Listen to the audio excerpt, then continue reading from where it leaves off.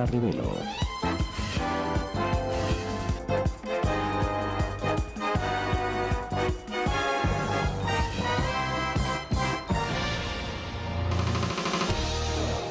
Gracias por estar con nosotros. Presentamos el saludo cordial a nuestros televidentes de CNC, de Legon Comunicaciones, el canal 2, el canal de nuestra gente, y también a quienes nos miran a través de Facebook Live, CNC Ipiales. Con todo cariño, originamos este programa, La Entrevista, a nombre de CNC y del periódico Testimonio de Nariño. Mil gracias por las voces de apoyo, por su compañía.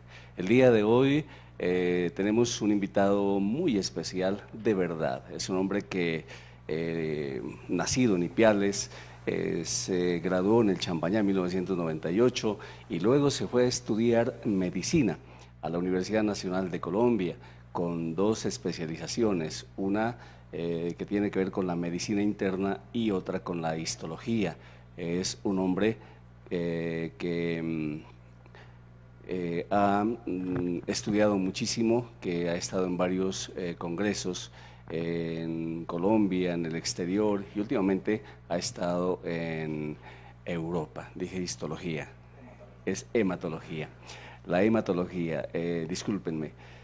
Digamos que cuando supimos que iba a estar por Ipiales, buscamos la manera de encontrarlo porque sus estudios, su trabajo actualmente en el Instituto Nacional de Cancerología y en la Clínica San Rafael en Bogotá, pues están al servicio de todos los colombianos. Ojalá muchos de los ipialeños, de la gente que nos está mirando y que tengan algunos inconvenientes, algunas dificultades de la salud relacionadas con la sangre, con el cáncer, con la cuestión de oncología, pues tengan en él no únicamente una mano, sino toda una ciencia al servicio de la curación. El doctor Humberto Martínez Cordero está con nosotros. Bienvenido, muchas gracias por haber aceptado esta invitación. Muchísimas gracias, Uriel. Para mí pues es un honor estar aquí compartiendo con ustedes esta entrevista y por supuesto feliz de estar nuevamente en mi tierra y poder compartir pues algunas de las cosas que venimos haciendo en nuestro trabajo y por supuesto al servicio de la gente. Bueno, quiero agradecerle a don Humberto Martínez Narváez, a la señora Benigna Cordero, quienes fueron las personas que me avisaron que iba a estar el doctor Humberto Martínez aquí en Ipiales, y con ellos logramos este contacto. Un saludo muy especial. Están muy contentos, son los papás, y bueno, como buen hijo viene a verlos de cuando en cuando. Realmente hemos tenido oportunidad de venir aproximadamente una vez al año. Ha sido un poco difícil por el tema del trabajo, algunos compromisos, por supuesto, académicos en la ciudad de Bogotá, pero siempre tratamos de sacar tiempo cada año para poder visitarlos. Hemos tenido también la fortuna de tenerlos en Bogotá, también a mis hermanos, a quienes, por supuesto, también les envío un saludo. Pero sí, la verdad es que tenemos la oportunidad de venir por lo menos cada año. Estamos casi a puertas de la finalización del año. Muchos estudiantes, mucha gente de Ipiales, jovencitos, jovencitas, se van por el mundo de la medicina, y qué bueno que ojalá puedan transcurrir ese camino y puedan generar mucho conocimiento, pero ponerlo al servicio de nuestro pueblo. Eso es lo que deseamos. A todos esos jóvenes que van a estudiar medicina, ¿qué les podríamos decir, doctor Martínez Cordero? Por supuesto, no, nada. La idea es creer en las posibilidades. Siempre hay alternativas, digamos, para poder desarrollar todas esas aspiraciones que tenemos en nuestra vida. Siempre hay que pensar que es posible hacer todas las tareas que tenemos en nuestra vida y que queremos genuinamente realizarlas y poderlas llevar a cabo. Es estimularlos, ver también mi voz de ayuda para cualquier inquietud que tengan los a futuro colegas, para que puedan desarrollar pues, sus actividades. Si tienen la intención de médicos, por supuesto ahí estaré pendiente de ellos. Yo personalmente guardo un especial respeto y sentimientos de admiración por todos los profesionales y por toda la gente que es culta, aunque no haya estudiado, pero la admiración muy especial, más que admiración es gratitud por los seres humanos, hombres y mujeres que han estudiado la medicina y que ellos están al servicio de la salud de nuestros seres queridos, de las personas que tanto amamos y que alguna vez tenemos que recaer y llegar a un hospital o tener un tratamiento de la enfermedad. Por eso es una bendición que no solo yo, sino muchas personas, doctor Humberto Martínez Cordero, pues le van a decir a usted que siga adelante, que su carrera es una misión que Dios les pone en la tierra para que ojalá podamos aliviar o curar especialmente a las personas que están en medio del dolor, sobre todo en este caso tan difícil como es el cáncer y las enfermedades de la sangre. Dije sangre y quisiera que usted como hematólogo compartiera con nosotros el significado de la sangre, porque es un término, es un concepto muy grande y quisiéramos que desde allí partamos esta entrevista en contexto. Bueno, realmente la sangre es una pasión, por supuesto tiene un significado absolutamente romántico, pero también es digamos, es un órgano nuestro que debemos cuidar, que debemos proteger y que además se puede enfermar y que tiene la posibilidad de tener múltiples enfermedades. En ese sentido debemos decir que la sangre cumple unas funciones muy importantes desde el punto de vista de sus componentes formes. Tiene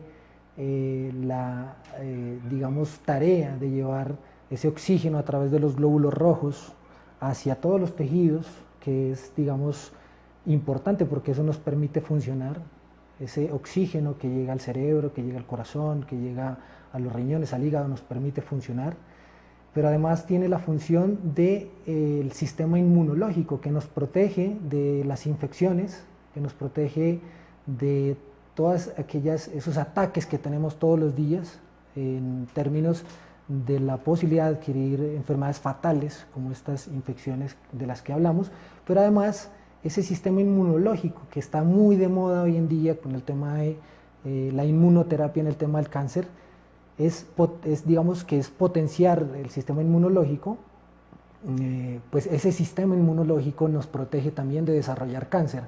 El cáncer es una situación inherente a la vida humana porque las células siempre están dividiéndose y en esas divisiones, pues digamos, siempre ocurren errores y la posibilidad de desarrollar cáncer, y ese sistema inmunológico, que es parte fundamental de la sangre, pues nos protege además de desarrollar cáncer. O sea que así al primer órgano que tenemos que agradecerle el hecho de no desarrollar cáncer es a nuestro propio sistema inmunológico. Aparte también en ese componente forma existen las plaquetas que nos permiten que esa sangre exista o que se mantenga dentro de los vasos sanguíneos y pues que no se libere hacia otros tejidos para no terminar perdiendo esa sangre. Pero además también tiene una serie de componentes como las inmunoglobulinas que hacen parte también de ese sistema inmunológico, también transportan nutrientes a los distintos órganos y pues por supuesto tenemos que tener la absoluta certeza de que nuestra sangre es importante, es un órgano que recorre todo el cuerpo y que es importante para mantener la salud y para mantener la vida, digamos, de una forma muy sana. Miren la importancia de la sangre. Uno ve que dos personas que no se quieren o no se pueden ni ver, lo primero que tratan es de sacarse la sangre a golpes, a cortadas, a puñaladas. Y bueno, cuando uno era niño se golpeaba y le salía sangre, entonces la mamá le decía, bueno, es que por ahí se te va a ir la vida, y entonces uno lloraba más, porque en verdad cuando a uno se le va la sangre se le va la vida. Lo romántico, ser hermano de sangre, tener pactos de sangre, lazos de sangre, esa es la importancia, la connotación que tiene la sangre. Y leyendo, curioseando respecto de la sangre, a uno lo sorprende, dice que solo la sangre tiene 70 enfermedades graves. Y entonces recuerdo también lo que nos decía nuestra mamá o nuestra abuelita, miren, hay que tomar jugo de tamarindo porque eso hace bien para la sangre. ¿Cómo debemos cuidar la sangre, doctor Martínez? Bueno, vemos que la idea general es que nuestro componente o nuestro sistema sanguíneo pues debe mantener una homeostasis, es decir, se debe mantener en equilibrio con los otros órganos. En ese sentido, digamos que la nutrición diaria ofrece, digamos, las mejores alternativas para mantener un sistema sanguíneo saludable. En ese orden de ideas, pues les digo, por ejemplo, que mantener una nutrición que sea rica en frutas, en verduras, en vegetales, y además en componentes cárnicos, da los suficientes nutrientes en términos de hierro, que es el principal componente de la hemoglobina, que es el componente a su vez de lo que es los glóbulos rojos que transportan el oxígeno, ¿sí? La vitamina B12, ¿sí? Que está también en los nutrientes, que hace que esos eritrocitos maduren de una forma normal y que sean funcionales y que puedan llevar ese oxígeno a todos los órganos, el ácido fólico. Entonces digamos que una nutrición completa, basada pues digamos en componentes animales, en componentes vegetales, en frutas y verduras, es el primer escalón para poder proteger nuestra sangre y que pueda funcionar de una forma adecuada. Por supuesto, cuando hay deficiencia ya de algunos de estos componentes, entonces hay que entrar a definir qué está faltando y esos componentes nutricionales, digamos, mejorarlos de alguna manera, mejorar sus componentes, mejorar la nutrición, por ejemplo, más rica en hierro, en ese sentido, por ejemplo, los jugos de frutas rojas como la mora, o por ejemplo, las dietas que tienen o que son ricas en lentejas, en frijoles, pues aportan ese hierro que muchas veces lo estamos perdiendo, nos falta. También digamos que es importante tener en cuenta que hay algunas situaciones que predisponen a que la sangre se pueda enfermar. Y ya tenemos claramente algunas asociaciones, por ejemplo, las pinturas, las personas que trabajan con pinturas tienen una predisposición a desarrollar más enfermedades en la sangre, las personas que trabajan, por ejemplo, con gasolina, con petróleos, con asbesto, entonces tienen una mayor probabilidad de desarrollar. Entonces la idea, el primer escalón es mantener una muy buena nutrición que aporte esos nutrientes que necesita la sangre, pero también protegerse de algunas noxas que pueden desarrollar o que pueden hacer que se desarrolle enfermedades como las enfermedades neoplásicas de la sangre. Esto tiene que ver con la edad, porque bueno, dice hay que nutrir bien a los niños, a los jóvenes, y a través de el ejercicio y bueno, toda una receta de alimentación, pues hacen ver que de pronto ya los viejitos como que no tienen chance.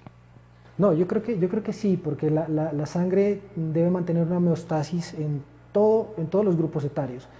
Erróneamente creemos, por ejemplo, que las personas mayores tienen una anemia funcional. Entonces decimos, por ejemplo, que una persona mayor de 70 años tiene una hemoglobina baja y realmente eso es anormal. Hay que entrar a investigar por qué esa persona está desarrollando anemia. El tema nutricional es bastante importante porque tenemos un índice de desnutrición muy importante entre nuestra población. En personas, por ejemplo, del área rural, las parasitosis hacen que se pierda mucha sangre por el tracto gastrointestinal y hay muchas consecuencias de esa anemia, porque digamos, una persona tiene una parasitosis intestinal, por ejemplo, y pierde sangre crónicamente y además su nutrición no suplementa ese déficit, realmente eso va a tener unas consecuencias, pues digamos, bastante importantes en el desarrollo físico, en el desarrollo intelectual de las personas y siempre se debe mantener una hemostasis. No hay ninguna razón para pensar que en cualquier grupo etario una alteración de la sangre pueda ser normal. Usted estudió medicina interna y luego hematología. ¿Por qué la una y la otra cosa? Y especialmente, ¿por qué la hematología? Digamos que la medicina interna es una especialidad básica, ¿sí? Cuando la medicina interna tiene la posibilidad de encaminarlo por varias áreas. Digamos, una de las áreas que personalmente me llamó mucho la atención para estudiar fue la hematología.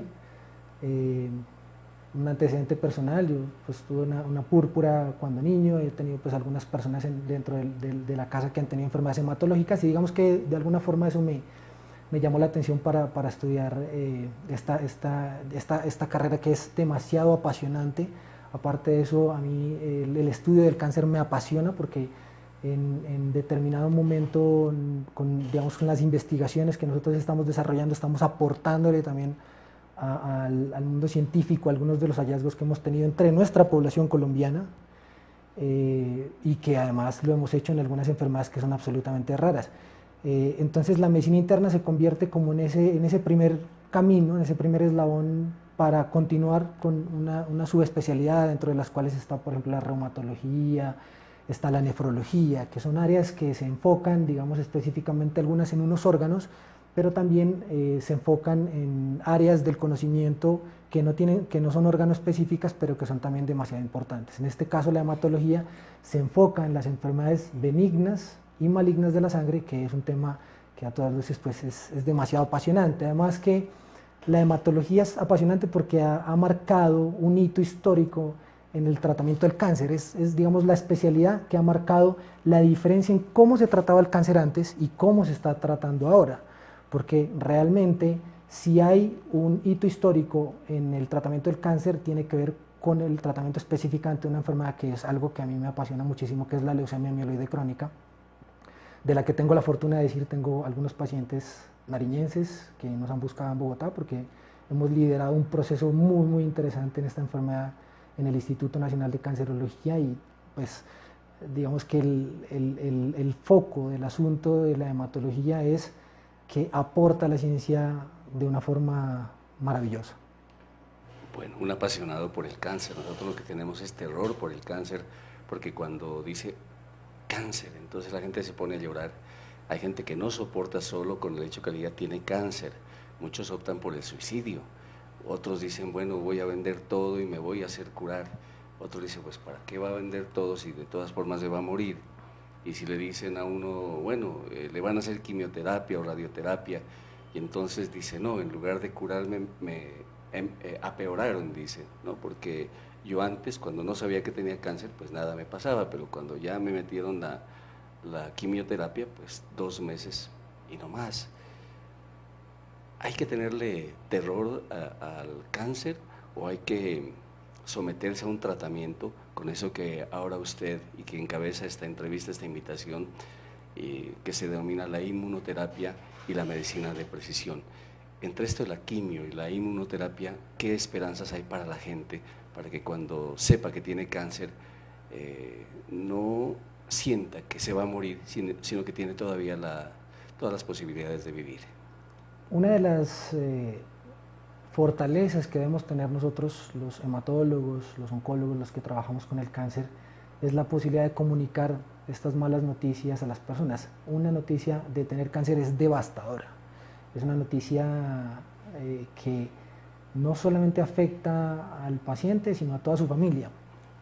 ¿Qué es una mala noticia? Una mala noticia es algo que le cambia la perspectiva de lo que viene hacia el futuro. Muchas veces tenemos, digamos, el control absoluto, muchas personas tenemos el control absoluto de nuestras vidas en distintos ámbitos, de alguna manera, y sentimos, pues digamos, de alguna forma que lo perdemos porque no sabemos qué viene hacia futuro, ¿sí? Pero es algo que tenemos que aprender a comunicar las personas, no solamente en el tema del cáncer, en enfermedades también catastróficas como las enfermedades autoinmunes, etcétera, porque hay que hacer un duelo para aceptar esa enfermedad y poder asumir que se viene un tratamiento. En ese orden de ideas también somos responsables, estando de este lado del escritorio, en una consulta médica, para saber qué ofrecerle a la persona que está al frente de nosotros. Y es algo que yo he venido promulgando desde hace algún tiempo en términos del tratamiento del cáncer, que es la medicina de precisión, ¿sí? Entonces la medicina de precisión hace alusión a poder establecer con claridad que yo como experto en una enfermedad le puedo ofrecer a la persona que está sentada al frente mío en términos de una terapia curativa, una terapia paliativa. Es decir, como se ha visto absolutamente claro en el pasado, en la mayoría de sitios donde se tratan las enfermedades oncológicas, es una receta en la que yo miro una enfermedad y a esa enfermedad le sirve este tratamiento y yo le voy a dar este tratamiento a esta persona porque eso es lo que sirve. Pero muchas veces no se tiene claridad. Hay una cosa que yo hablo mucho con los residentes en la Universidad Nacional de Colombia, donde tenemos la oportunidad de hacer docencia, y en el Instituto Nacional de Cancerología, que es algo que es un concepto que hemos trabajado que se llama la ilusión de la profundidad explicativa. Muchas veces nosotros tenemos en la mente que sabemos con claridad algo, pero realmente no lo sabemos, y eso pues lo podemos confrontar con los mismos residentes, con los estudiantes de medicina, en situaciones en las que indagamos y vemos muchas veces que el conocimiento falta y los vamos acercando mucho más a que el conocimiento sea profundo, porque es una responsabilidad que tenemos nosotros, los que estamos tratando a las personas, de ofrecerles un tratamiento como alternativa curativa o paliativa. En esos términos tenemos que decir entonces que la persona que está sentada al frente nuestro lo que quiere es una absoluta claridad de lo que va a pasar con él, ¿sí? Tiene miedo, está absolutamente devastado por la enfermedad y quiere saber hacia dónde va, porque no sabe, porque no lo entiendo, lo ha leído en Google, muchas veces Google es un mal consejero, las vecinas muchas veces son buenas consejeras para otras cosas, para estos temas creemos que no, porque muchas veces se tiene la noción de que se dejan llevar, pues digamos, por algunos conceptos que son errados y no terminan recibiendo el tratamiento que deberían recibir, pero en ese orden de ideas entonces tenemos la responsabilidad de profundizar la explicación que le vamos a dar a la persona, al cristiano, como yo les digo, que está sentado enfrente nuestro, y decirle, vamos a ofrecerle una terapia curativa o una terapia paliativa, y lo que le vamos a ofrecer es un tiempo de supervivencia que va en este sentido, así es como se comportan los estudios, la mediana de supervivencia, o vamos a curarlo. Tenemos una posibilidad de curación por encima del 90%, por ejemplo, si utilizamos este tipo de tratamiento. Entonces, nosotros tratamos personas, no enfermedades, porque si se trata una enfermedad, se trata con una receta. Yo le pongo estos medicamentos de quimioterapia, son 4 o 5, usted los va a recibir cada 15, cada 21 días, y ya eso es lo que sirve, y pues vamos a esperar alguna cosa, algún desenlace. No, tengo que ofrecerle a esa persona, decirle, la mitad de los pacientes les va así, un 25% les va de esta manera y otro 25% les va de esta manera. Vamos a tratar de meterlo a usted en el grupo de los pacientes a los que mejor le va. Entonces, en las terapias curativas, por ejemplo, tenemos enfermedades oncológicas desde el punto de vista de la hematología que son absolutamente curables, ¿sí? Entonces tenemos enfermedades que tienen un porcentaje de curación por encima del 95%, ¿sí? Entre esas tenemos, por ejemplo, el linfoma de Hodgkin, que es una enfermedad absolutamente curable, que tiene un tratamiento supremamente intensivo, fuerte, duro, y que además podemos predecir con unos estudios preliminares, ¿sí?, que el desenlace va a ser muy bueno. Entonces, por ejemplo, tenemos ahora un examen muy bueno que se llama el PET, que es la tomografía por emisión de positrones, que es capaz de detectar células cancerígenas en el cuerpo, si todavía están activas o no. Con tan solo haber recibido 2 ciclos de quimioterapia yo puedo saber si el cáncer está activo o no. Si el cáncer está inactivo, tengo la absoluta certeza de decirle que por los estudios clínicos desarrollados, en la actualidad tiene 95% de chance de curarse y la persona va a estar feliz. ¿Sí? Generalmente a una persona que le diagnostican el cáncer, pues la acompaña pues, un ser querido, puede ser un hijo, puede ser el esposo, la esposa. Y cuando viene esta etapa del diagnóstico hay como un sigilo, hay un secreto, y de pronto el médico, antes de llamar al paciente o al enfermo, pues llama al ser querido y dice, mire, su mamá o su señora o su esposo tiene cáncer. Y entonces el susto, obvio, no es para el paciente todavía, sino que las personas que reciben esa mala noticia optan por guardar silencio. Les da pena ver sufrir a ese ser querido que tiene cáncer. ¿Es un error sentir pena o hay que decirle la mala noticia, por amarga y dura que sea, a esa persona que va a recibir, como sea, el tratamiento del cáncer? En mi concepto, creo que la persona que va a ser sometida a un tipo de tratamiento tan intensivo como es el tratamiento del cáncer, ahora tenemos un tipo de terapia, digamos, dirigida, y las terapias son mejor toleradas y los pacientes les va muy bien, ¿sí? Pero la persona que finalmente la va a terminar recibiendo es el paciente, o sea, no la va a terminar recibiendo ni el familiar, ni la hermana, ni el papá, ni el hijo, no, la va a terminar recibiendo el paciente, y a ese paciente hay que darle toda la información. En mi concepto, aunque hemos tenido dificultades también, digamos, en algunos momentos con algunos familiares de pacientes, y también, lo puedo decir, con algunos colegas, yo pienso que el paciente se merece tener toda la información, porque es finalmente a quien se le va a ofrecer la terapia. Ahora, que haya unas condiciones asociadas que se deben establecer dentro de una junta médica, porque el paciente tiene derecho a recibir la información. Eso además es algo ético, dar información sobre su diagnóstico y sobre el tratamiento que va a recibir. Repito, hay algunas condiciones alrededor de esto que se mueven dentro del marco legal, dentro del marco, digamos, de desenlaces un poco desde el punto de vista emocional, psiquiátrico, etcétera, que puedan modificar eso. Sí existen y lo hacemos ocasionalmente, pero en principio siempre se debe ofrecer una información oportuna, seria, para que el paciente pueda asumir si quiere o no quiere tratarse, siempre con la responsabilidad de decirle qué se espera del tratamiento. Sí, porque, lo digo, vamos a ofrecerle una terapia curativa, el tratamiento es así de intensivo, o vamos a ofrecerle una terapia paliativa. Muchas veces he tenido yo pacientes que me dicen, doctor, con lo que usted me está diciendo, porque lo está diciendo con toda claridad, y usted sabe de esto, porque ha publicado artículos en esto, porque usted ha tenido la posibilidad de compartir estas experiencias en otros países, etcétera. Nosotros sabemos que usted sabe de lo que está hablando.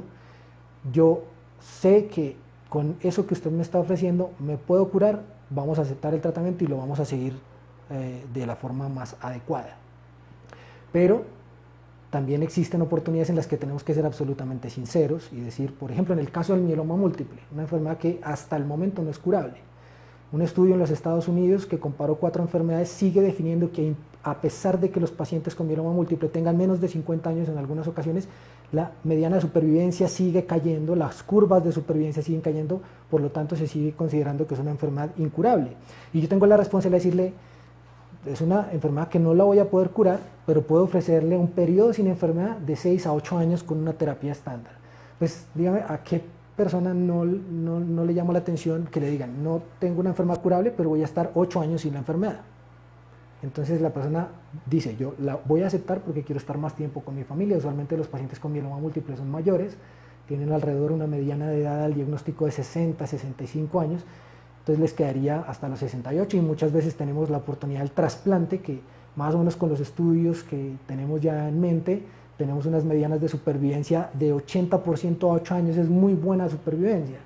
Y tenemos unas terapias novedosas, de las cuales hablaremos posteriormente, que ofrecerles, que quizás les ofrezcan un periodo de supervivencia mayor, pero que finalmente yo tengo que terminarle diciendo al paciente que no lo voy a poder curar, esencialmente porque es una enfermedad que los estudios siguen mostrando que la supervivencia sigue cayendo. Bueno, cuando yo leí de eso de la inmunoterapia, uno trae a la mente lo primero que se refería a la inmunidad, y era la inmunodeficiencia adquirida. Recuerden esos tiempos del VIH, y entonces decíamos, bueno, esto de la inmunoterapia tiene que ser algo que tiene que ver con el mismo organismo. El doctor Humberto Martínez dice pues que en últimas todos nosotros somos potencialmente sujetos de cáncer, es decir, llevamos por dentro la enfermedad, pero la inmunoterapia significa que si se potencializa de alguna manera el sistema celular, el doctor nos lo va a explicar mejor, pues nosotros dentro de nuestro cuerpo también tenemos el remedio. Y eso, a lo que es la quimioterapia y la inmunoterapia, ¿qué esperanzas en últimas le puede dar a un paciente, bueno, digamos, ya lo he explicado, que tendrá un tratamiento curativo, pero en casos letales, pues únicamente tendrá tratamientos paliativos? Digamos que la idea, y para tener en cuenta por lo que decía, la hematología es tan bonita que le ha marcado un hito histórico al tratamiento del cáncer, y para entender un poco el proceso de por qué el sistema inmunológico es tan importante en el desarrollo del cáncer, a veces se lo explico yo a las personas de una forma muy sencilla. Yo les digo, usted sale a la calle, usted sabe que se tiene que echar bloqueador solar, ¿sí? ¿Y por qué? Porque sencillamente esa pantalla solar sirve para que esos rayos del sol no hagan daño en el ADN de las células de la piel y no generen daño en el ADN para que no se desarrolle el cáncer. Pero cuando ya hay alguna celulita por ahí que el rayo llegó, dañó la célula, el ADN se dañó y empezó a crecer, el sistema inmunológico, particularmente los linfocitos, ¿sí? Y es muy interesante el tema del VIH, porque lo voy a explicar para que no dejemos perder el tema. Los linfocitos reconocen esas células y las barren. Entonces, al primer paso, o al primer órgano que tenemos que agradecerle el tratamiento contra el cáncer, es a la sangre y al propio sistema inmunológico derivado de esa actividad de los linfocitos T, que son los que reconocen esas células tumorales. Las células en alta división, las células que se están dividiendo mucho, digamos, tienen un potencial de desarrollar cáncer, pero el sistema inmunológico las agarra cuando tenemos un muy buen sistema inmunológico, las agarra y las libera. Entonces no desarrollamos cánceres porque nuestro propio sistema inmunológico está haciendo que ese cáncer no se desarrolle. Entonces la primera enseñanza para todos los televidentes es agradezcanle a su propio sistema inmunológico el hecho de que barra esas células tumorales todos los días para no desarrollar cáncer. En el tema del VIH. Ajá. El tema del VIH ha hecho que muchos de los cánceres se desarrollen de una forma abrumante, es decir, es importante tener en cuenta, por ejemplo, que a partir de la inmunodeficiencia, que es la disminución de esa cantidad de linfocitos que tenemos en nuestro propio sistema inmunológico, pues esa deficiencia hace que esas células tumorales se sigan desarrollando, porque no hay quien las reconozca, no hay quien las vigile, porque ese VIH hace que esos linfocitos se disminuyan, los linfocitos TCD4 están depletados y por esa razón no son capaces de reconocer. Entonces ahí tenemos el linfoma de Burkitt, por ejemplo, dentro de mis enfermedades, dentro de las que yo trato, el linfoma Burkitt, el mieloma múltiple a etapas muy tempranas está muy claramente asociado con el VIH, el linfoma B difuso de célula grande, ¿sí? El linfoma de Hodgkin también se desarrolla en personas con VIH. Entonces, la deficiencia en ese sistema inmunológico hace que se desarrolle más cáncer, ¿sí? Eso es para no dejarlo perder. Entonces, el sistema inmunológico es muy, muy importante. ¿Qué ha pasado en los últimos años y por qué es tan importante el tema de la inmunoterapia? Porque se hace que se potencie el propio sistema inmunológico. Entonces, cuando nosotros utilizamos quimioterapia, cuando se utiliza la quimioterapia, realmente a quien estamos atacando es al tumor. Lo que estamos haciendo es introducir unos medicamentos supremamente tóxicos a la sangre, tóxicos porque son realmente, no solamente atacan al tumor, no se entrelazan con el ADN del tumor, sino que también se entrelazan con el ADN de las células normales y por eso vienen todas las reacciones adversas, ¿sí? Entonces se ataca al tumor. ¿Qué pasa con la inmunoterapia, que es el objeto del último premio Nobel, James Allison, del MD Anderson Cancer Center, en el que se ganaron el premio Nobel por haber desarrollado dos medicamentos de inmunoterapia que son muy, muy importantes en este momento en el tratamiento de las enfermedades también hematológicas, que son el nivolumab y el pembrolizumab. ¿Qué pasa con estos medicamentos? Hacen que el sistema inmunológico se vuelva más inteligente. Es decir, las células tumorales tienen la capacidad de crear una coraza para no ser reconocidas por el sistema inmunológico, y esos medicamentos lo que hacen es quitar esa coraza para que el sistema inmunológico pueda reconocer solamente la célula tumoral y eliminarla. Entonces, esa fue la razón por la que James Allison y otra persona que es de Japón se ganaron el premio Nobel de Medicina por haber desarrollado la inmunoterapia en el tratamiento del cáncer. Pero la inmunoterapia ya la venimos utilizando. Ellos se la ganaron es porque es efectiva y nosotros ya la venimos utilizando en Colombia. Nosotros en el Instituto Nacional de Cancerología utilizamos BITES desde el año 2015, que es un medicamento llamado blinatumomab en la leucemia linfoblástica aguda. Venimos utilizando brentuximab vedotin en el tratamiento del linfoma de Hodgkin, ya lo hemos utilizado, hemos tenido pacientes de aquí de Ipiales también que han ido a tratarse a la ciudad de Bogotá. Venimos utilizando rituximab hace mucho tiempo. Rituximab es un medicamento esencial en la inmunoterapia que ataca a las células que tienen la expresión de un marcador de superficie que es el CD20, solo lo reconocen y es capaz de eliminarlo a través de que el sistema inmunológico está potenciado. Entonces, nuestro sistema inmunológico puede ser potenciado por este tipo de medicamentos y es la razón por la que estas personas se ganaron el premio Nobel y es una de las razones de ser de la medicina personalizada.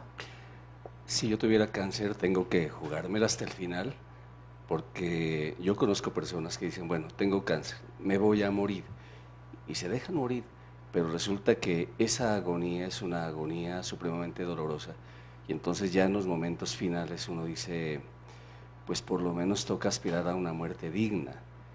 Es decir, hay que luchar hasta el final. Hay que asesorarse muy bien de una persona que conozca estas enfermedades, de un muy buen oncólogo, de un muy buen hematólogo, de personas que conozcan las enfermedades para que le ofrezcan una oportunidad.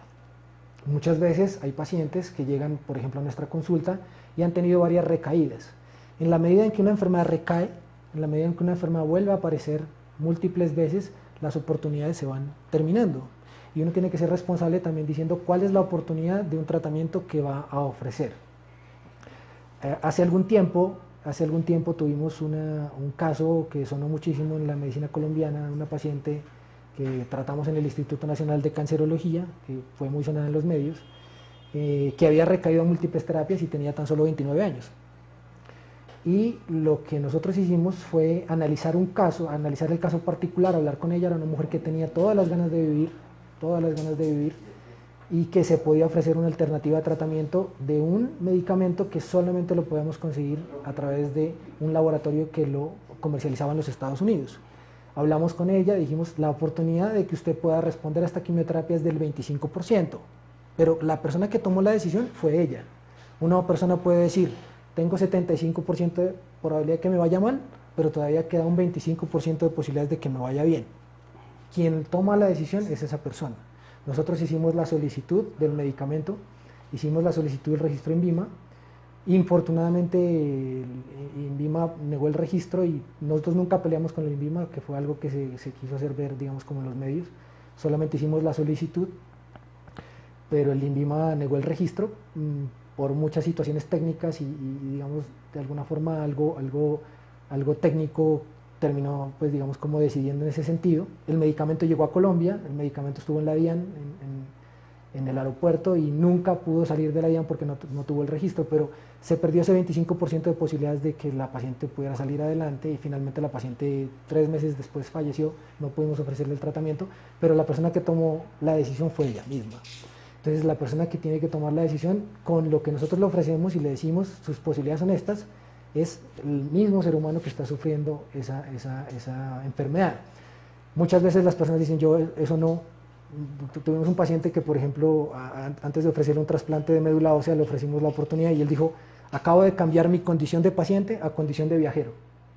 Yo no quiero más tratamientos, creo que ese porcentaje de posibilidades que tengo no supera mis expectativas, entonces de ahora en adelante no soy paciente, me voy a volver viajero. Y bueno, era una persona muy importante, digamos, como en la diplomacia nacional, y él quiso irse a vivir a otro país y bueno, finalmente unos años, creo un año y medio después, pues falleció, pero él quiso no someterse a esa terapia. Entonces digamos que es muy responsable ofrecerle nosotros una alternativa, pero la persona que finalmente con esa alternativa que tiene en su mente toma la decisión es el propio paciente. Entonces no es una camisa de fuerza ir hasta el final, no es una camisa de fuerza.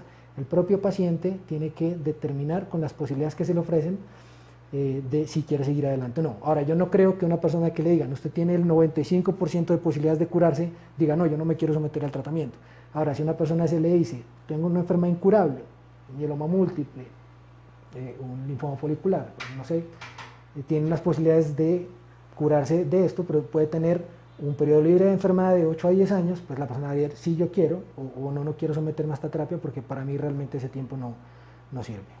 ¿El cáncer es genético? Nosotros hemos visto en el Hospital Infantil Los Ángeles, por ejemplo, niños con cáncer de cortísimas edades, y también jovencita, como la que refiere, de 29 años. Y bueno, entonces a uno le preguntan, su mamá tuvo cáncer, su papá tuvo cáncer, y si le dicen sí, entonces cuídese, hermano, porque pues eso es hereditario. Hay algunos tipos de cáncer que tienen una asociación genética muy fuerte. Hay unos tipos de cáncer que incrementan el riesgo de que un familiar tenga cáncer. Por ejemplo, hay cánceres que nosotros, digamos, en el instituto estamos llevando con una investigación en ese sentido, y es si hay o no hay asociación en las enfermedades hematológicas, en los linfomas y en las leucemias, de asociación familiar. En la leucemia mieloide aguda hay una asociación muy clara desde el punto de vista genético, ¿sí?, en la que hemos podido determinar algunos tipos de genes que están asociados, RUNX1, bueno, digamos, para no ser tan técnico, hay unos genes que están asociados cuando se hace secuenciación, y lo primero que nosotros preguntamos para iniciar un estudio genético es, por ejemplo, si la persona que está sufriendo el cáncer tiene un familiar. En ese sentido, nosotros cogemos el caso y lo llevamos a una investigación desde el punto de vista de una secuenciación genética. Y pues decimos, bueno, hay que cuidar a estas otras personas, preguntamos si ha habido muertes no explicadas dentro de la casa, etc. En los linfomas no parece haber una asociación familiar estricta, ¿sí?, pero sí hay factores de riesgo. Por ejemplo, haber tenido un hermano con un linfoma antes de los 30 años predispone a que un hermano pueda tenerlo, o sea, un hermano digamos del mismo papá y de la misma mamá, incluso la línea va entre primos. No parece ser que se derive como a la siguiente generación, que se harán los hijos. En términos de linfoma todavía no hay asociación, eso lo hemos discutido mucho con algunos expertos a nivel mundial y hasta el momento no se puede decir que, por ejemplo, en los linfomas tengamos alguna asociación. En la leucemia linfoblástica aguda sí hay algún tipo de asociación que todavía no se establece, todavía no está muy cristalizada, pero sí tiene un sustento también biológico de heredabilidad. Pero en las neoplasias hematológicas no parece haber una asociación tan fuerte, tan genética, como si lo vemos, por ejemplo, con los colegas de oncología en términos del cáncer de mama, en donde se comparten. A veces, por ejemplo, personas tienen que hacerse mastectomías profilácticas cuando tienen, sin tener el cáncer, de hecho, tienen que hacerse mastectomías profilácticas, es decir, quitarse las mamas cuando han tenido un familiar una familiar con cáncer de mama, que sí es muy fuerte la asociación genética y la posibilidad de desarrollar el cáncer es muy alta, entonces la persona tiene que quitarse y hacerse una cirugía plástica quizás. En las enfermedades que yo trato realmente no hay una asociación tan estricta, estamos estudiándolo, estamos mirándolo porque sí hemos visto algunos casos de como parece haber unos clústeres intrafamiliares de linfoma y eso pues digamos es bastante llamativo porque puede afectar.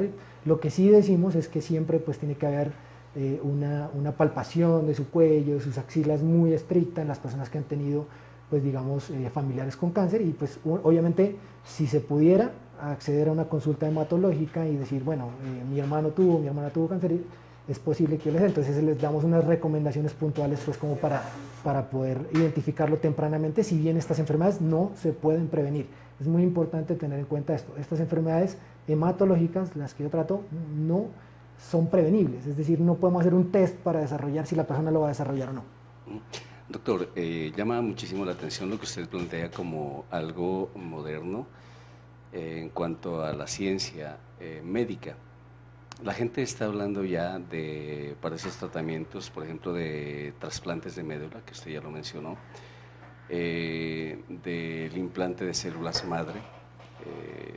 Se habla de que las principales fuentes, pues entre ellas puede estar la sangre, el cordón umbilical, para que los pacientes tengan como esa opción. Sin embargo, muchos dicen, bueno, yo he oído, dice, mire, allá en el Perú hay un médico que está tratando células madre, pero resulta que ese es un tratamiento que vale 300 millones porque pues es muy costoso.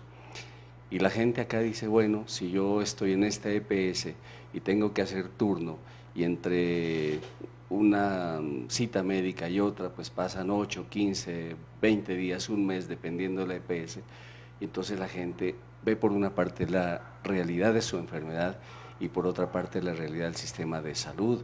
Entonces, como que no hay muchas opciones en este sentido. Pero primero sí quisiéramos saber de esa esperanza científica en torno al trasplante de médula y en torno a las células madre como una real expectativa de curación. Claro que sí. Yo creo que uno de los avances más importantes de la medicina actualmente es la posibilidad de llevar a los pacientes con este tipo de enfermedades a un trasplante de médula ósea. El trasplante es real, hay varios tipos de trasplante, varias modalidades de trasplante que aplican para ciertas enfermedades. Tenemos entonces en principio el trasplante autólogo. El trasplante autólogo es un trasplante de células del propio organismo. Entonces el trasplante autólogo nosotros lo utilizamos en, por ejemplo, linfomas en recaída, ¿sí? Porque las células de la médula ósea generalmente en los linfomas están sanas. Entonces digamos que lo único que necesitamos es preservar esas células autólogas, sacarlas por un catéter con unos medicamentos que ponemos que se llaman pues, movilizadores de células madre, se sacan por un catéter, las guardamos, ponemos unas quimioterapias de muy alta intensidad para barrer, digamos, algunas ocasiones yo les digo a los pacientes como si fumigáramos todo el organismo de células malignas, pero el organismo no puede arrancar solo la hematopoiesis, o sea, no puede arrancar solo a desarrollar células. Entonces, ¿de dónde las sacamos? Pues de las celulitas que teníamos guardadas, las volvemos a infundir, esas células se hacen un proceso que se llama homing, van a la médula ósea y se vuelven a regenerar y vuelve a regenerar el sistema hematopoyético una vez se haya barrido el cáncer. Ese es el autólogo. El otro trasplante que utilizamos es el halogénico. El donante ideal para un trasplante halogénico es un hermano idéntico intrafamiliar. ¿Qué quiere decir? Que heredó el HLA idéntico de su papá y su mamá. Entonces, para que lo entiendan un poquito con este tema del HLA es extremadamente técnico, voy a tratar de ser un poco, a tratarlo de llevar a los términos más claros. Una persona puede heredar el sistema HLA del papá 1 y 2, y de la mamá el 3 y el 4. Entonces, para que sea idéntico, el hermano que va a ser el donante tiene que haber heredado los mismos haplotipos. Es decir, por ejemplo, si el hermano que es el paciente es haplotipo 1 y 3, porque heredó de la mamá el 1 y heredó del papá el 3, la persona que va a ser el donante tiene que ser haplotipo 1 y 3. Pero un hermano pudo haber heredado el 2 y el 4. En ese sentido, no sería idéntico, o sea, no sería compatible, o puede haber heredado un solo haplotipo, que sería un donante haploidéntico. Entonces, el mejor donante es un hermano idéntico intrafamiliar. Ese es el mejor donante, pero entonces, cuando no tenemos un donante idéntico intrafamiliar, se viene en una modalidad de trasplante que se llama el trasplante alternativo, de donante alternativo. Entonces, ahí viene el trasplante haploidéntico, el que es 50% compatible. Entonces, heredó 1 y 3, puede haber heredado del otro hermano solamente el 1 y no el 3. Ese es el haploidéntico. Otra modalidad de trasplante es el trasplante derivado de células de cordón umbilical, que como no tienen, digamos, demasiado problema con el tema HLA, con el tema de la compatibilidad, sí hay que hacer unas pruebas de compatibilidad, por supuesto, sí, pero son más asequibles porque las unidades de cordón están ahí. De hecho, en Bogotá existe un banco de cordón que está subutilizado, pero pues las células de cordón umbilical están disponibles. El tema es que, bueno, vuelvo a decirlo para no ser extremadamente técnico, el número de células nucleadas totales muchas veces no alcanza para adultos, entonces alcanza solamente para hacer trasplantes en niños porque las células madres, digamos, están muy limitadas y no podrían ejercer nuevamente esa hematopoiesis. Ese es el donante alternativo, el haploidéntico y el donante de cordón umbilical, ¿sí? En Colombia no existe un registro de donantes, por lo tanto una persona no puede decir en Colombia, yo quiero donar médula ósea, aquí en Colombia no lo podría hacer porque no existe un registro y no hay dónde ir a dejar la médula ósea, ¿sí? Se está creando, estamos liderando el proyecto también con el ITBIS, que es lo que antes se llamaba la Secretaría de Salud de Bogotá, lo estamos haciendo, pero pues, es un proceso lento y también tiene que tener aceptación. La otra modalidad de trasplante es donde hay registros, entonces, ¿dónde hay registros? En Estados Unidos, Brasil, Alemania, y lo que se hace es ingresar el HLA a través de un computador en Colombia, ¿sí? Y eso hace una cosa que se llama un match con un donante, con una persona que haya donado médula ósea en los Estados Unidos, por ejemplo. Entonces el computador cruza la información HLA, A, B, C, DRB1, DQ, lo cruza con el donante potencial en Estados Unidos, hace un match, llaman de Estados Unidos y encontramos donante, a una persona altruista, bueno, una persona que no quiere pago, pues digamos para traer, altruista es la persona que dona, vaya a una unidad de hematología y trasplante de médula ósea, se pone un catéter, se sacan las células, se pone en una bolsa, se trae una persona que quiere venir a conocer Colombia, que están generalmente adscritas a los registros, se viene para acá con las células sin cobrar un solo peso, las entrega, el receptor no se puede conocer con el donante, entonces viene, entrega las células, se hace un proceso de acondicionamiento durante 6 días del trasplante que se vaya a realizar y el día 0 se hace la infusión de las células. ¿Cuál es el beneficio del trasplante halogénico? Que ese sistema inmunológico, y volvemos a la inmunoterapia, que es una de las, o sea, digamos, lo ideal del trasplante es la inmunoterapia que ofrece el trasplante, porque hay unos linfocitos que están donando de otra persona y que van a controlar la enfermedad. Entonces, ese poquito de enfermedad que ya quedó con toda la quimioterapia que hemos dado, es capaz de controlar la enfermedad a través del trasplante de las células que son trasplantadas. Entonces, es una realidad. La realidad también en Colombia es que las unidades son escasas, tenemos muy poquitas unidades de trasplante en Colombia, entonces por eso las personas no pueden llegar al trasplante. Generalmente entran en una lista, ¿sí? Pero muchas veces el tiempo gana y las personas no se pueden llegar a trasplantar de una forma adecuada, pero la realidad es que, como usted bien lo dice, el sistema de salud muchas veces pues, pone estas trabas y entonces no se autorizan los trasplantes, las quimioterapias no se pueden dar de una forma adecuada y los pacientes pues terminan recayendo, pero es una realidad que tenemos. Pero la inmunoterapia va más allá, digamos, es decir, no es como utilizar el trasplante, pero sin la posibilidad de que se desarrolle una consecuencia nefasta, que es la enfermedad injerto contra huésped, que es digamos, una consecuencia del trasplante, y eso lo puede lograr tan solo la inmunoterapia sin desarrollar el trasplante. Entonces se vienen una serie de cosas muy interesantes con el tema de la inmunoterapia, si bien el trasplante ya lo tenemos disponible. Usted nos ha contado que hay muchos pacientes suyos en Bogotá, en el Instituto Nacional de Cancerología. Entonces se nos ocurre preguntar sobre la recurrencia. ¿Qué tipo de cáncer presentan sus pacientes ipialeños o nariñenses en Bogotá? Bueno, sin hablar pues por supuesto de nombres, porque esto tiene, digamos, implicaciones. Confidencialidad. Pero sí tenemos de todas las enfermedades. Hemos tenido pacientes que han tenido enfermedades benignas, trombosis, que han desarrollado algunos tipos del lado benigno, han desarrollado trombos sin explicación, porque esa también es otras enfermedades que también son bastante digamos, discapacitantes, la posibilidad de haber desarrollado trombosis en el sistema nervioso central, por ejemplo, tromboembolismo pulmonar, que es que un trombo se vaya al pulmón, etcétera, y nosotros tenemos que iniciar un proceso de anticoagulación para hacer que la sangre, pues digamos, no tenga esa predisposición a hipercoagularse. Y hemos tenido varios pacientes de eso, tenemos pacientes de la enfermedad, digamos, de las que yo he liderado el proceso en Colombia, que es la leucemia mieloide crónica. Tenemos pacientes a puertas de trasplantarse con excelentes respuestas a los inhibidores de tirosina sinasa, que son medicamentos que estamos utilizando, con unas respuestas bastante buenas y que han sido, y que aparte los pacientes que yo tengo de acá pues me generan un sentimiento especial porque pues son de la región y siempre llegan pues buscando una esperanza, y poderles ofrecer esas alternativas de tratamiento es bastante importante pues para mis pacientes de allá. Hemos tenido pacientes con leucemias agudas también, en los que hemos ofrecido terapias novedosas como el blinatumomab. Pero es bastante interesante. A mí me gusta mucho que la gente acuda, que pregunte si tienen alguna alternativa de poder sacar adelante, poderles ofrecer también unas alternativas reales de qué se puede hacer, también de qué tan avanzada está la enfermedad y de pronto de qué no podremos lograr o que sí podemos lograr. Pero es bastante interesante poder ayudar a la gente, y a mí me genera un sentimiento especial poder atender a la gente de nuestra región en Bogotá. Permítame, quiero compartir con nuestros televidentes dos párrafos muy cortos, pero que ilustran, resumen más o menos lo que hemos escuchado del doctor Humberto Martínez Cordero. Esto es como una ilustración, abro comillas. El germen de la quimioterapia olía a ajo quemado, a rábano picante, a mostaza. ¿Recuerda Siddhartha Mukherjee en su obra El emperador de todos los males, una biografía del cáncer? Este oncólogo y divulgador científico se refiere al gas mostaza, un compuesto tóxico utilizado como arma química que se escondía en los obuses durante la Primera Guerra Mundial.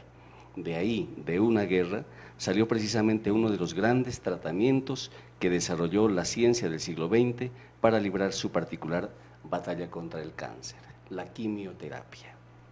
Pero al rescate de la quimioterapia ha llegado en los últimos años un ejército de fármacos de precisión para reforzar la línea defensiva. Por ejemplo, medicamentos que son capaces de quitarle el disfraz a las células tumorales y hacer que los linfocitos del propio sistema inmune reconozcan estas células y las maten. Eso es la inmunoterapia. También se han desarrollado tratamientos que literalmente matan de hambre a las células malignas. Esta es la antiangiogénicos y otras terapias que inhiben las funciones de proteínas que ayudan a que los tumores proliferen. Hay harta literatura y me llama muchísimo la atención que a partir del gas mostaza pues se haya prestado para la quimioterapia. Es prácticamente una guerra la que sucedió antes y la que sucede ahora en los organismos que padecen de cáncer.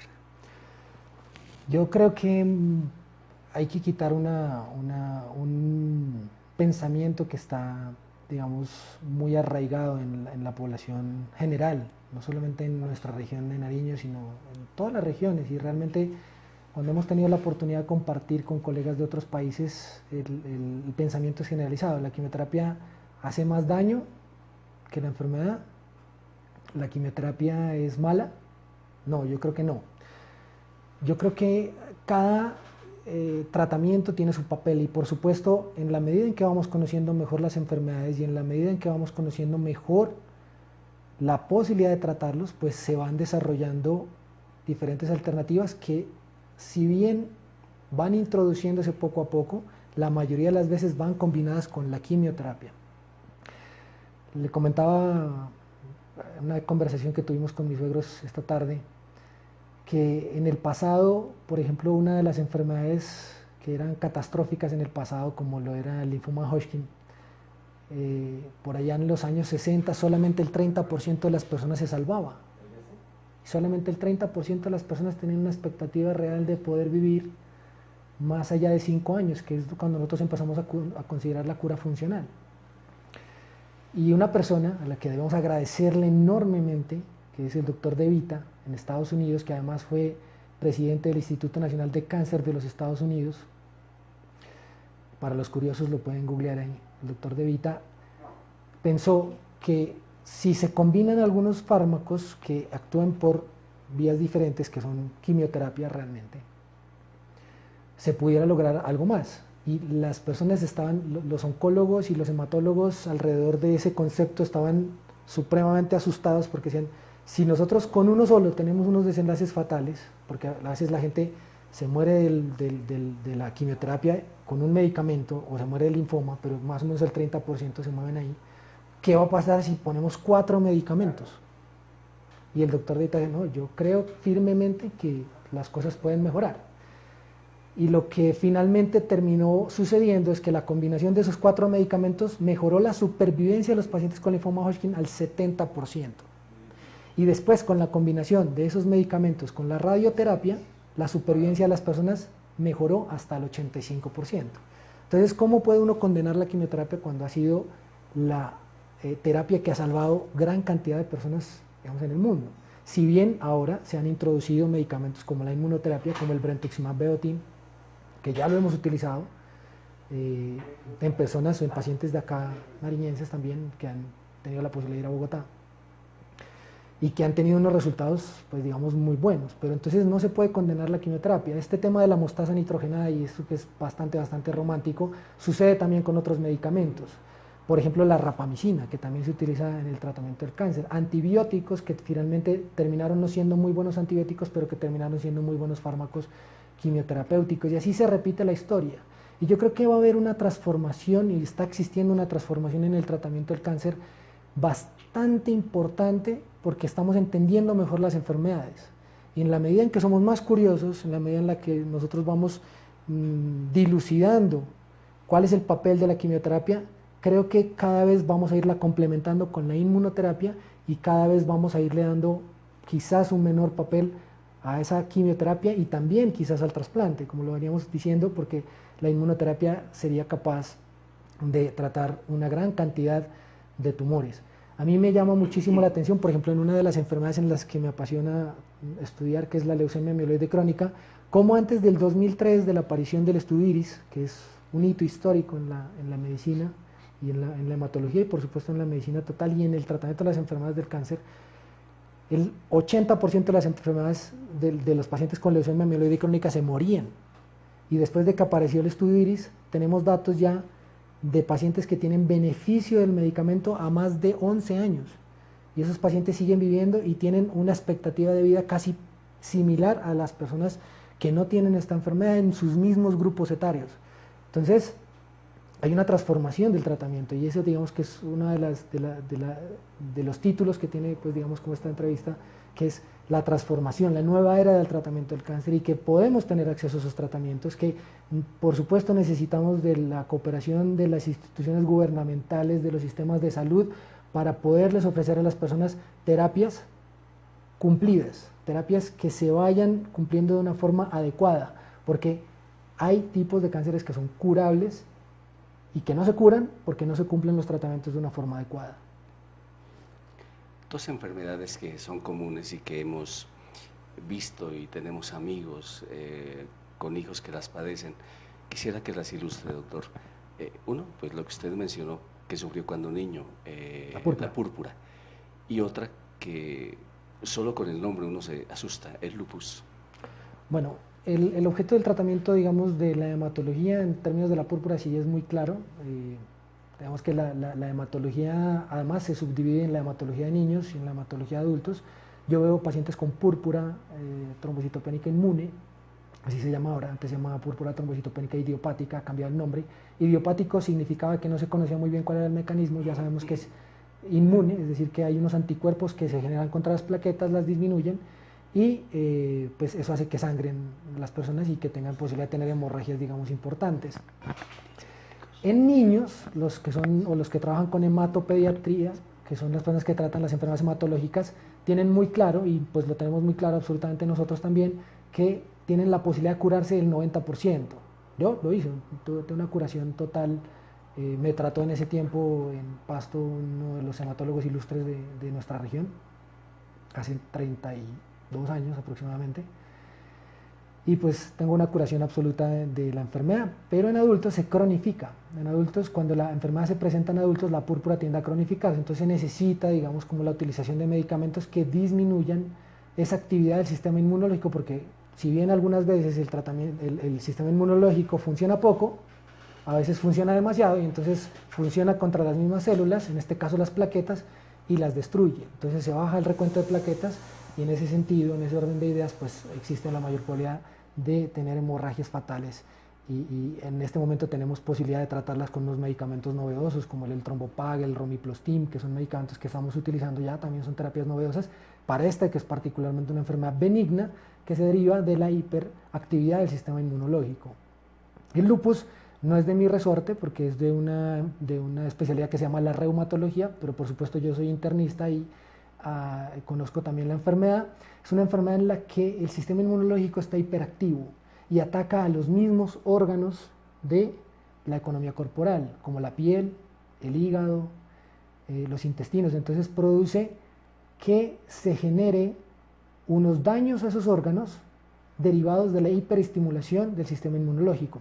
Los reumatólogos utilizan medicamentos muy parecidos a los que utilizamos nosotros en hematología, en este caso, por ejemplo, medicamentos que son similares a la quimioterapia, como la ciclofosfamida, el metotrexate, el rituximab, que disminuye la actividad del sistema inmunológico, pero esas células que están atacando al cuerpo, a los órganos de la economía corporal, son células benignas que están hiperestimuladas por el propio sistema inmunológico, actúa demasiado, pero finalmente son células benignas. Entonces, lo que hay que tratar de hacer con estos medicamentos es bajarle un poco digamos, la hiperestimulación al sistema inmunológico para que no ataque al propio organismo y la persona pueda llevar una calidad de vida buena.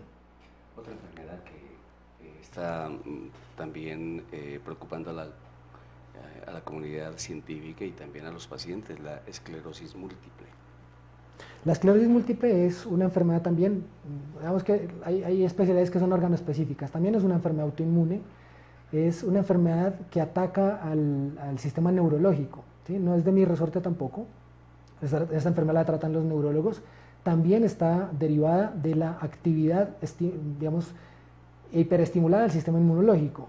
¿Qué ataca? Estas células atacan el sistema inmunológico, particularmente las células productoras de mielina, que son las que hacen o las que transmiten el impulso nervioso y las personas pues finalmente terminan perdiendo la movilidad de su cuerpo. Entonces también se utilizan medicamentos que potencian o que disminuyan el sistema inmunológico, en este orden de ideas estamos hablando de betaferón por ejemplo, pero digamos que esta es una enfermedad por supuesto, catastrófica también, que amerita un enfoque hacia el tratamiento del sistema inmunológico, pero en un sentido un poco diferente y que es del resorte de los neurólogos. Bueno, y la última inquietud. Aquí nosotros nos han enseñado a celebrar los días, el Día del Amor y la Amistad, el Día del Estudiante, el Día del Maestro, días de días, pero son días superficiales. Pero Miranda, hay otros días que son muy especiales. No le voy a pedir al doctor que me explique en qué consiste cada día, sino la importancia de celebrar el día. Por ejemplo, el 5 de septiembre, Día Mundial del Mieloma Múltiple. 16 de septiembre, Día Internacional del Donante de Médula Ósea. 22 de septiembre, Día Mundial de la Leucemia Mieloide Crónica. 24 de septiembre, Día Mundial de la Investigación en Cáncer. 13 de octubre, Día Mundial de la Trombosis. 25 de octubre, Día Mundial de los Síndromes Mielodisplásicos. ¿Por qué la Organización Mundial de la Salud y la Comunidad Médica Internacional pues ponen de relieve días específicos, pero que la gente prácticamente ignora? Es bastante interesante y es muy romántica la historia del por qué septiembre y octubre, algunos días de octubre también son los días dedicados a las neoplasias hematológicas. El cáncer es muy frecuente, los cánceres más frecuentes no son hematológicos, son cánceres derivados del tejido epitelial gástrico, del tejido epitelial de colon, por ejemplo. Son cánceres que son muy frecuentes, el cáncer gástrico, el cáncer de colon, el cáncer de cervix, en las mujeres el cáncer de mama. Entonces, las neoplasias hematológicas, digamos que tienen una frecuencia un poco más baja, y dentro de las estadísticas mundiales, hace 2 días estuvimos en un congreso en el Instituto Nacional de Cancerología, en donde tuvimos la oportunidad de contar con personas del FWOG de Estados Unidos, y veíamos que reiterativamente se mantienen como las estadísticas alrededor del mundo. Las enfermedades hematológicas son de baja frecuencia, porque pues lo que muestran las estadísticas es que los tumores sólidos son muchísimo más frecuentes. Septiembre y octubre se mantienen como, digamos, el mes de las enfermedades hematológicas, pero es particularmente por una de las enfermedades, y es la leucemia mieloide crónica. La leucemia mieloide crónica se caracteriza por una alteración citogenética, o sea, una alteración en el cromosoma de las células tumorales, que es la traslocación de parte de la información genética del cromosoma 9 al cromosoma 22. Cuando se cruzan estos dos cromosomas, cuando la información genética de este cromosoma se pasa a la del 22 y la del 22 se pasa al 9, se forma lo que se llama una traslocación 9-22, que finalmente terminan formando una oncoproteína de fusión, es decir, una proteína anómala que termina haciendo que las células que las células proliferen de una forma descontrolada, generando esa oncoproteína que se llama el BCR-ABL, y es la traslocación entre el 9-22. ¿Y por qué entonces es romántico? Porque el día de la leucemia mieloide crónica es el 9-22, el 22 de septiembre. De ahí para al lado, entonces empiezan a dar días de septiembre y de octubre para las enfermedades hematológicas. Entonces venimos otra de las enfermedades apasionantes, que es el mieloma múltiple. Apasionante lo digo pues porque nos interesa muchísimo estudiar esa enfermedad, que es el 5 de septiembre, y ve usted, por ejemplo, que alrededor de septiembre se vienen desarrollando unos días, pero generalmente septiembre es el mes de todas las enfermedades hematológicas.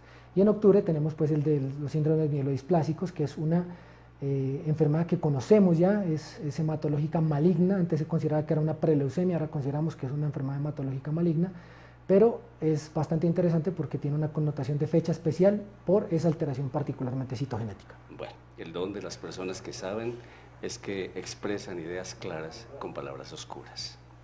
Muchas gracias, doctor Humberto Martínez Cordero, por haber compartido con nosotros esta entrevista. La gente dirá, bueno, ¿y cómo hacemos para contactarnos con él, para llegar hasta él? Y que ojalá, pues, en estos momentos difíciles de una enfermedad tan dura como es el cáncer, pues tengamos la esperanza de encontrarnos, no el primer médico del centro de salud, sino un médico que esté a la altura de nuestros dolores y nuestras enfermedades. Claro que sí. Pueden hacerlo, por supuesto. Les puedo dejar mi correo electrónico, es rmartinez@cancer.gov.co, que es el correo institucional del Instituto Nacional de Cancerología. Me pueden escribir cualquier inquietud, cualquier duda que tengan frente a cualquiera de los temas que hemos tocado el día de hoy. La podemos hacer, por supuesto, a 2 mensajes muy claros. La primera, las personas que quieren o están estimuladas por seguir este camino de la medicina y del tratamiento del cáncer, y especialmente del cáncer hematológico. Por supuesto, toda mi intención de ayudarles a encontrar ese camino, y también a las personas a que crean, por supuesto, y que busquen la mejor alternativa, la mejor ayuda en términos de su tratamiento. Tener un médico en el que confíen, un médico que tenga la particularidad de hablar con toda claridad, que tenga una vocación, por supuesto, de ayudar, que se note esa vocación de ayudar, con las personas que se sientan cómodos. Es difícil, por supuesto, es muy difícil muchas veces encontrar un médico que se interese genuinamente por la salud, pero existen muchísimas personas que lo pueden hacer, y por supuesto está esa invitación a que encuentren un médico con el que se sientan como un sistema de salud que ojalá, y el llamado de atención también para los órganos gubernamentales, para todo este sistema de salud local también, para que se conduelan de las personas y puedan todas las personas tener acceso a unos tratamientos muy cumplidos para que los desenlaces sean exitosos siempre. Un agradecimiento especial a don Johnny Coral, a don Oscar Javier Coral Bernal por la conducción técnica. A ustedes, amigos televidentes, por su bellísima compañía. Soy Uriel René Guevara Rivero. Muchas gracias. Hasta una próxima entrevista.